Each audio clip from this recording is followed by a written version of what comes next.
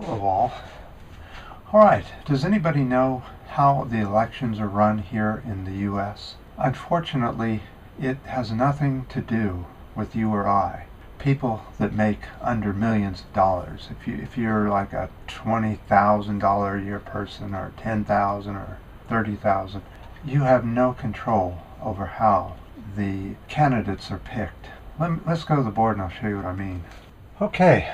Back in 2010, the Supreme Court decided that there should be no limits on how much a corporation or a group can donate to either the Democrats or the Republicans.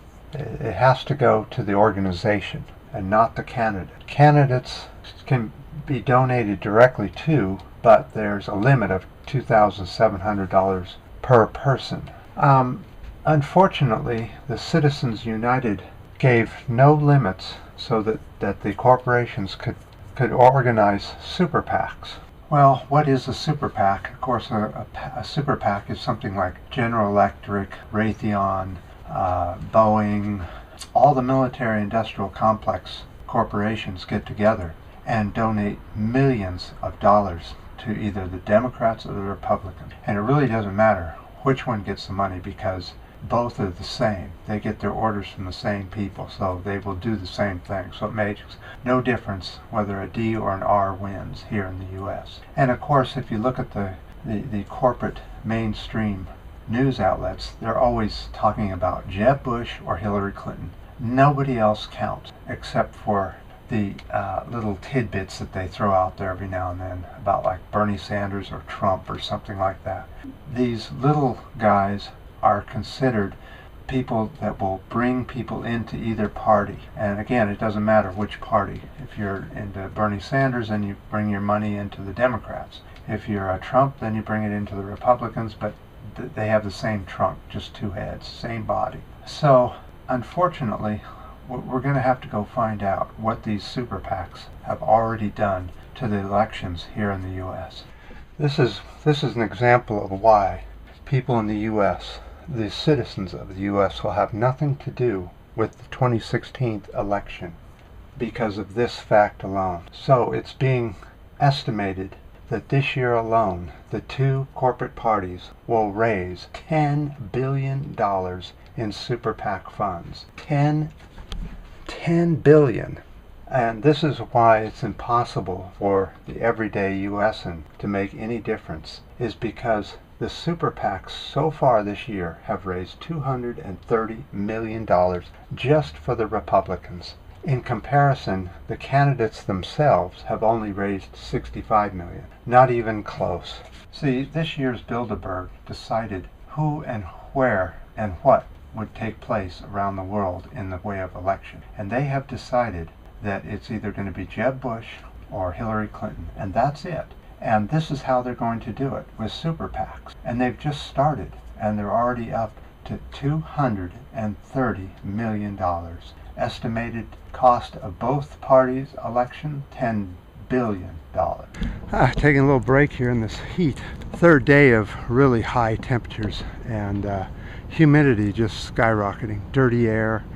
It feels like you have a blanket of dirt on top of you just in a few minutes of being outside. So super PACs and PACs also can affect what way legislation goes here in the U.S. Depending on what donations they put for a particular way they wanted a particular piece of legislation to be changed. For example, GMO labeling. Super PAC got in there and asked the Congress to vote no on it so that we could not even put labeling on food at all, including whether it has GMOs or not. They want all labeling gone. That's the corporations making the decisions for the people. Right there, you can't deny it.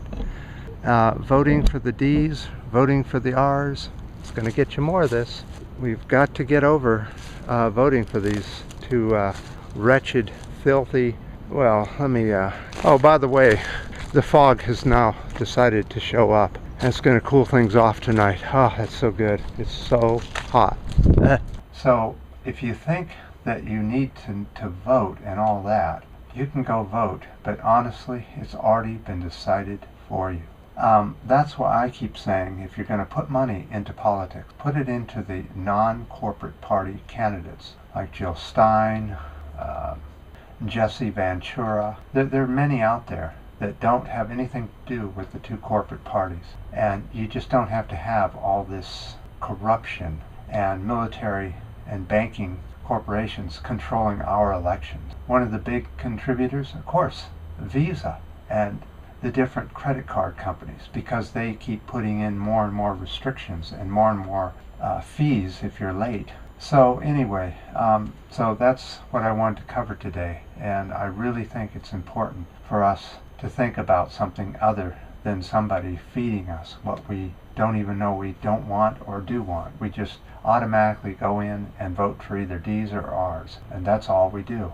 Because we have this thing, well, if we don't vote for this candidate, then the other one will win. But it doesn't matter whether they win or not. They have their orders from the same group of people. These super PACs tell these candidates what to do and what not to do. Alright guys, well, I appreciate any comments, ups and downs, and new subscribers to the channel. And until next time on this hot California day.